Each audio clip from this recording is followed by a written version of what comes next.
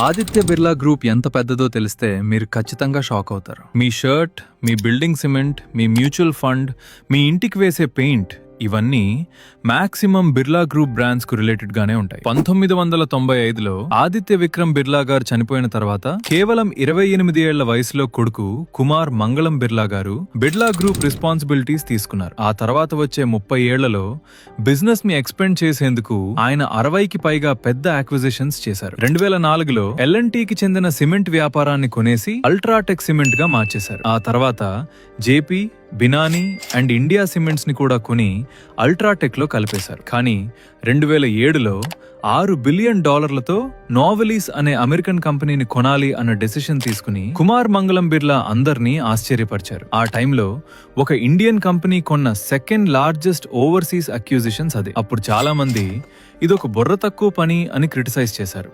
ఈ రోజు నోవెలీస్ ప్రపంచంలోనే అతిపెద్ద అల్యూమినియం రోలింగ్ కంపెనీగా మారి Boeing and Airbus flights, Tesla, BMW కార్లు ఇంకా సాఫ్ట్ డ్రింక్ బ్రాండ్ల క్యాన్లలో యూజ్ చేసే అల్యూమినియంను ఈ రోజు బిర్లా గ్రూప్ మాత్రమే సప్లై చేస్తాం. ఇక వాళ్ళ B2C బిజినెసెస్ విషయానికి వస్తే ఈ రోజు Louis Philippe, Van Heusen, Allen Solly లాంటి premium brands, Peter England and Pantaloons లాంటి మాస్ బ్రాండ్స్, సబ్యసాచి, మసాబా, తస్వా వంటి డిజైనర్ బ్రాండ్స్, ఇంకా రీబ్యాక్, అమెరికన్ ఈగల్ వంటి అంతర్జాతీయ లైసెన్స్లతో బిర్లా గ్రూప్ ఇండియాలోనే అతిపెద్ద ఫ్యాషన్ రిటైలర్గా ఉంది.